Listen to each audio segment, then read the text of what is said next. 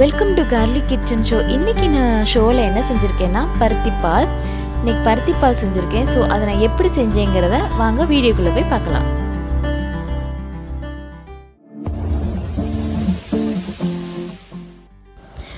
இது தாங்க பருத்தி கொட்டை இப்படி தான் இருக்கும். நம்ம பருத்திப்பால் செய்கிறதுக்கு என்ன செய்யணும்னா பருத்தி கொட்டையை ஒரு நைட் ஃபுல்லாக ஊற வைக்கணும். அது ரொம்ப மஸ்ட்டு.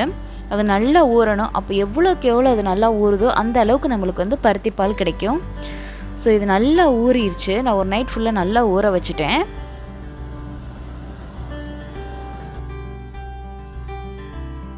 இப்போ 1 கிளாஸ் அளவுக்கு பருத்தி கொட்டைக்கு நான் 1/4 கிளாஸ் அளவுக்கு பச்சரிசியை ஒரு 3 மணி நேரம் ஊற வச்சு எடுத்து வச்சுருக்கேன்.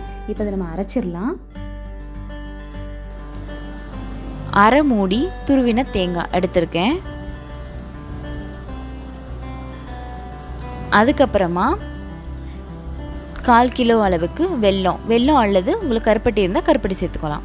அதுக்கடுத்து தேங்காய் பால் ஊற்ற போகிறேன். ஸோ அதனால் தேங்காய் சீல் எடுத்துக்கிட்டு அதுக்கப்புறம் அதுலேயே சுக்கையும் ஏலக்காவையும் சேர்த்து நம்ம ஆட்டிடலாம். ஏன்னா நம்மளுக்கு பருத்திப்பால் குடிக்கும்போது வாயில் எதுவும் வராமல் இருக்கும். ஸோ அதனால் நான் தேங்காய் பால்லையே சுக்கையும் ஏலக்காவையும் போட்டு நான் ஆட்ட போகிறேன். ஸோ இப்போ எல்லாம் ஆட்டியாச்சு. இப்போ இதை நம்ம புழிஞ்சு பால் எடுத்துடலாம்.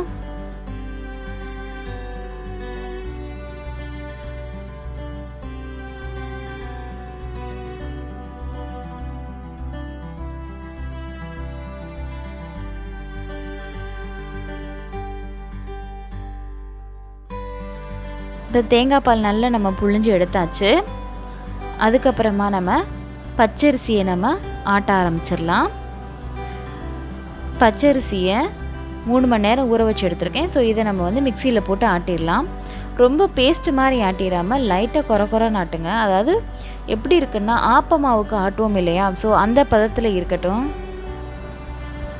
ஸோ நான் அந்த பதத்தில் நான் ஆட்டிட்டு வந்துடுறேன். ஸோ ஆட்டி எடுத்துகிட்டு வந்தாச்சு. பாருங்களேன் எந்த அளவுக்கு நான் எடுத்திருக்கேன். லைட்டாக நெருன்னு இருக்கிற மாதிரி ஆட்டியிருக்கேன். அதுக்கப்புறமா நம்ம பருத்தி கொட்டையை ஆட்ட ஆரம்பிச்சிடலாம். கொஞ்சம் கொஞ்சமாக போட்டு ஆட்டுங்க. உங்கள்கிட்ட பெரிய ஜார் இருந்தால் நீங்கள் ஒரு இதாக போட்டு ஆட்டிடலாம். ஸோ என்கிட்ட சின்ன ஜார் தான் இருக்கிறதுனால நான் கொஞ்சம் கொஞ்சமாக நான் போட்டு ஆட்டுறேன். தேவையான அளவு தண்ணி ஊற்றி நல்ல பேஸ்ட்டாக அரைச்சிருங்க. இப்போ நல்லா அரைச்சாச்சு. ஸோ இது நம்ம பால் எடுத்துடலாம். ஃபஸ்ட்டு நான் ஒரு ஜல்லடையில் போட்டு நான் பால் எடுக்கிறேன். உங்களுக்கு ஜல்லடையில் எடுக்கிறதுக்கு கஷ்டமாக இருந்துச்சுன்னா நீங்கள் ஒரு ஒயிட் கலர் துணி எடுத்து அதில் நீங்கள் அரைச்ச விழுதுகளை போட்டு நீங்கள் நல்லா புழிஞ்சு பால் எடுத்துடலாம். நல்லா பால் எடுத்துருங்க. பால் எடுத்துகிட்டு ஒரு பால் எடுத்ததோடு விட்டுறக்கூடாது. இன்னொரு தண்ணி ஊற்றி நல்லா பிசைஞ்சு விட்டு பால் எடுக்கணும். ஏன்னா அதில் நிறையா இருக்கும். ஸோ நம்ம ஒரு தடவை எடுத்தாச்சு அப்படின்னு சொல்லிட்டு நம்ம டிஸ்போஸ் பண்ணிடக்கூடாது. தேவையான அளவு இன்னும் நல்லா தண்ணி ஊற்றி எடுக்கலாம். பாருங்களேன், 2வது இதுலேயே நிறைய பால் இருக்குது. நான் 2 தடவை தண்ணி ஊற்றி நல்லா புழிஞ்சு பால் எடுத்துக்கிட்டேன். இப்போ நம்மளுக்கு பருத்தி பால் ரெடி ஆயிடுச்சு. இப்போ நெக்ஸ்ட்டு அதை காய்ச்ச ஸ்டார்ட் பண்ணிடலாம்.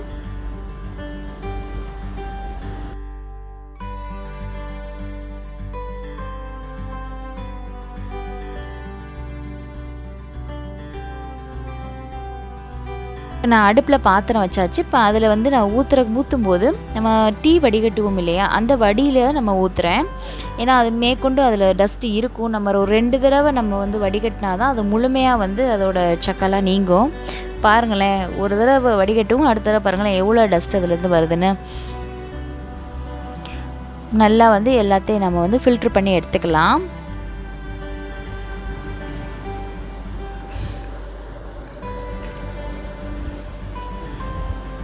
இப்போ பருத்திப்பால் எல்லாத்தையும் ஃபில்ட்ரு பண்ணி எடுத்தாச்சு. நெக்ஸ்ட்டு ஸ்டவ்வை ஆன் பண்ணி நம்ம ஒரு லைட்டாக ஹீட் வர்ற அளவுக்கு நம்ம காய்ச்சிக்குவோம். இப்போ லைட்டாக ஹீட் வந்துருச்சு. ஸோ இதிலே நம்ம என்ன செஞ்சிடலாம், பச்சரிசி அரைச்சி வச்சோம் இல்லையா, அதை நம்ம இதில் சேர்த்துடலாம். ஏன்னா பச்சரிசி நம்ம குறைன்னு அரைச்சிருக்கோம் இல்லையா, ஸோ பருத்திப்பாலோடு சேர்ந்து அரிசியும் வேகணும். ஸோ அதனால் நான் லைட்டாக ஹீட்டாக இருக்கும் போதே நான் சேர்த்துட்றேன். சேர்த்து விட்டு அப்படியே நல்லா கிளறி விட்ருங்க. அப்போ தான் வந்து கீழே வந்து உறையாமல் இருக்கும். பச்சரிசி சேர்த்து ஒரு 5 நிமிஷத்தில் நல்லா கொதிக்க ஆரம்பிச்சிருச்சு. கொதி வந்தோடனே பாருங்கள், நம்ம ஃபஸ்ட்டு எவ்வளோ லிக்யூடாக இருந்துச்சு, இப்போ கொஞ்சம் வந்து கெட்டித்தன்மை வந்திருக்கு. நீங்கள் வந்து நான் இது பண்ணும்போதே கிளறும் போதே உங்களுக்கு தெரியும் அது எந்த அளவுக்கு கெட்டித்தன்மையில் இருக்குன்னு.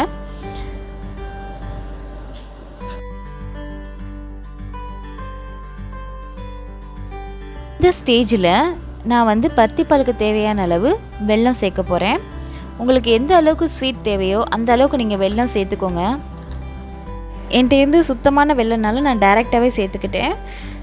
தூசியான உள்ள வெல்லமாக இருந்தால் ஒரு தண்ணியில் நல்லா காய்ச்சிட்டு அதுக்கப்புறம் ஆற வச்சு ஊற்றுங்க, சூடாக ஊற்றிடாதீங்க.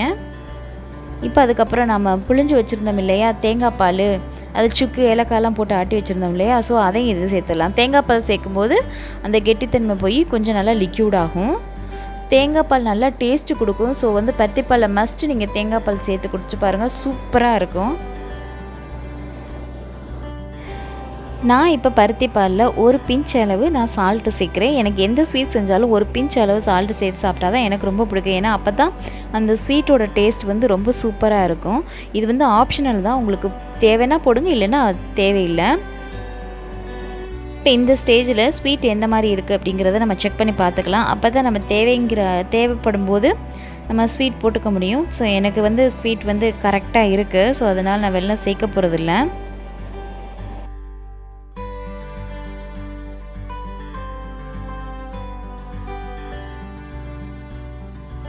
பருத்திப்பால் வந்து நம்ம செய்ய ஸ்டார்ட் பண்ணி ஒரு 15 மினிட்ஸ் ஆயிடுச்சு. நல்லா ரெடி ஆயிடுச்சு, கரெக்டான பக்குவத்துலேயும் ரெடி ஆயிடுச்சு.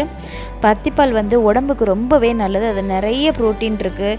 ஸோ லேடிஸ்க்கு ரொம்ப ரொம்ப நல்லது. இது மஸ்ட்டு நீங்கள் வந்து ஒரு வீக்லி ஒன்ஸ் இது வந்து நீங்கள் செஞ்சு கொடுத்தீங்கன்னா எல்லாருக்குமே ரொம்ப நல்லது, உடம்புக்கு நல்லது. ஏன்னா வந்து பெண்களுக்கு கர்ப்பப்பை சம்மந்தப்பட்ட எல்லா வியாதிகளுக்குமே இது நல்ல ஒரு மருந்தாக இருக்கும். ஸோ நீங்கள் கண்டிப்பாக செஞ்சு குடிச்சு பாருங்கள். இந்த மழைக்காலங்களில் எல்லாருக்குமே கொஞ்சம் சளி பிடிக்கும்.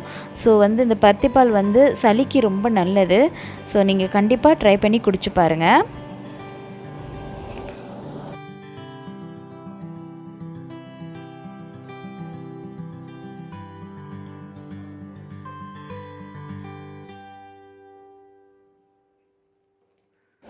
நல்லா இறக்குற பக்குவத்துக்கு வந்துருச்சு. ஸோ லாஸ்ட்டாக நம்ம துருவி வச்ச தேங்காவையும் இதெல்லாமே சேர்த்துடலாம். சேர்த்துட்டு ஒரு 2 கிளறிட்டு அடுப்பை நம்ம ஆஃப் பண்ணிடலாம். அவ்வளோதாங்க, நம்மளுடைய சூப்பரான சூடான பருத்திப்பால் தயாராகிடுச்சு.